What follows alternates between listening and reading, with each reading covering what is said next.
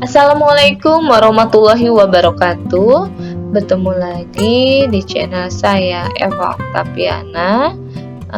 Kali ini saya akan bahas terkait dengan mata kuliah konsep dasar IPA ya.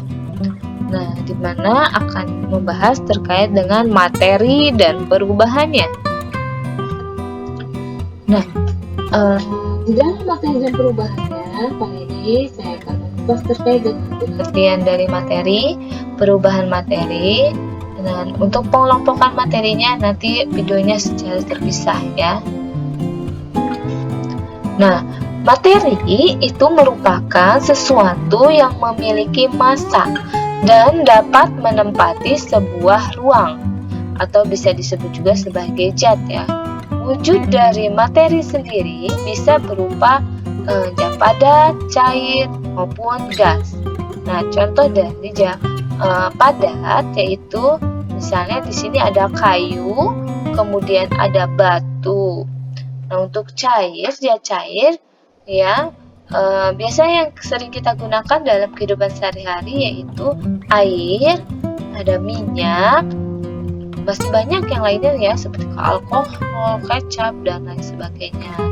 Kemudian gas di sini yang sering kita hirup itu udara atau oksigen.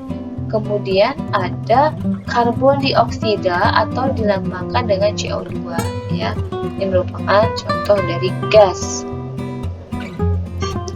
Nah, wujud dan sifat materi dari padat, cair, gas ini, yang pertama kita akan bahas terkait wujud dan sifat materi pada zat padat ya. Di sini yang pertama, bentuk dan volumenya tetap atau tertentu. Kemudian antar partikel sangat rapat atau bersentuhan sehingga tidak dapat ditekan atau dikompresi.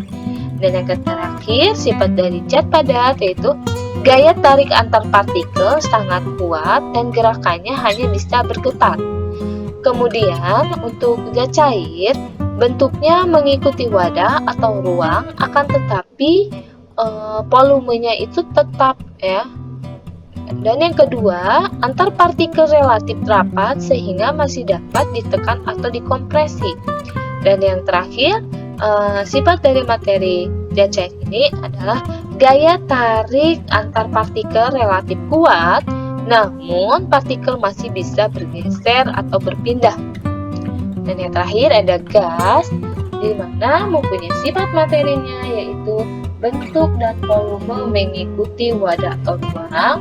Yang kedua, antar partikel sangat berjauhan atau renggang sehingga mudah untuk ditekan atau dikompresi. Dan yang terakhir ada gaya tarik antar partikel sangat lemah sehingga partikel dapat bergerak ke segala arah. Nah, di dalam perubahan materi, di mana materi dapat berubah keadaannya menjadi bentuk lain dikarenakan sifat yang dimiliki materi itu sendiri. Nah, di sini ada dua perubahan secara fisika atau wujud maupun secara perubahan secara kimia. Nah, akan kita bahas terkait dengan perubahan secara fisika. Nah, perubahan fisika ini di mana perubahan yang merubah suatu zat dalam hal bentuk, wujud atau ukuran bentuk, tetapi tidak merubah zat tersebut menjadi zat baru ya. Jadi tidak ada pembentukan zat baru. Ciri-ciri perubahan fisika terjadi yang pertama terjadi perubahan wujud, kemudian terjadi perubahan bentuk, terjadi karena pelarutan, kemudian yang keempat bersifat reversibel atau kembali ke bentuk semula dengan mudah. Contohnya di sini, ketika dipanaskan tidak akan menghasilkan zat baru karena dia akan mencair kembali menjadi air. Dan sebaliknya ketika air ini dimasukkan ke lemari es atau dibekukan, dia akan berubah menjadi es kembali. Nah, agar lebih jelasnya dari ciri-ciri perubahan fisika yang telah dibacakan tadi, kita bisa saksikan lagi untuk contohnya. Nah, perubahan fisika karena wujudnya yaitu kita sering ya melihat misalnya ada zat cair ke gas itu disebutnya menguap, kemudian dari gas ke cair itu mengembut, dari cair ke padat disebut membeku, dan padat ke cair disebut meleleh.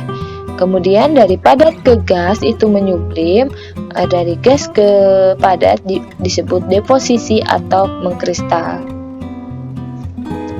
Nah, lebih jelasnya di sini ada perubahan fisika karena wujudnya ya. Ada es batu yang berwujud padat jika dibiarkan di tempat terbuka, maka es batu ini akan berubah wujud ya menjadi cair atau air. Kemudian ada embun karena terjadi uap air dipanaskan akan melepaskan panas dan menjadi air. Kemudian ada air jika dipanaskan berubah wujud menjadi uap. Dan yang keempat ada kapur barus ketika dibiarkan di tempat terbuka maka akan menyublim menjadi gas. Kemudian ada perubahan fisika karena bentuk. Nah, di sini kita bisa lihat nih, ini ada biji kopi dan serbuk kopi. Dia ini tetap walaupun berubah bentuk, tetapi dia tetap rasanya kopi ya. Kemudian contohnya di sini ada beras yang ditumbuk menjadi tepung. Tetap. Nah, di sini kemudian ada perubahan fisika karena ukuran. Nah, contohnya bambu diubah menjadi hiasan gelas atau kursi. Nah, untuk gambar bisa dilihat ya, ini bambunya yang utuh, kemudian disulap menjadi gelas, kemudian kursi ini, jadi mereka bahannya tetap ini dari bambu. Nah, kemudian ada perubahan fisika karena pelarutan. Nah, yang sering kita lakukan di sini adalah ketika gula dilarutkan, dia akan menjadi air gula ya.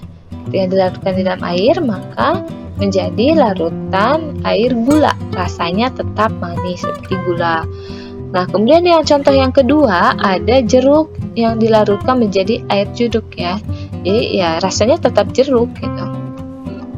Nah, kemudian ada perubahan secara kimia, di mana perubahan materi yang dapat membentuk materi baru ya.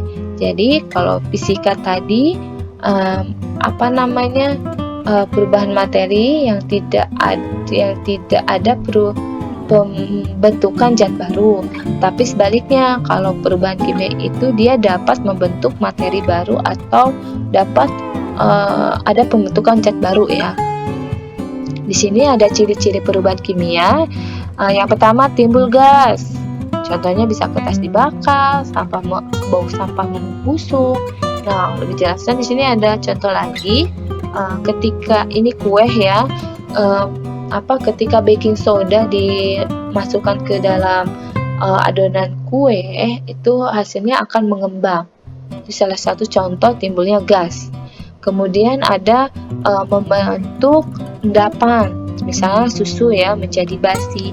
Ini nomor 2 ini adalah susu basi atau kapur disiram air dan lain sebagainya. Kemudian ciri dari perubahan kimia yaitu adanya perubahan warna.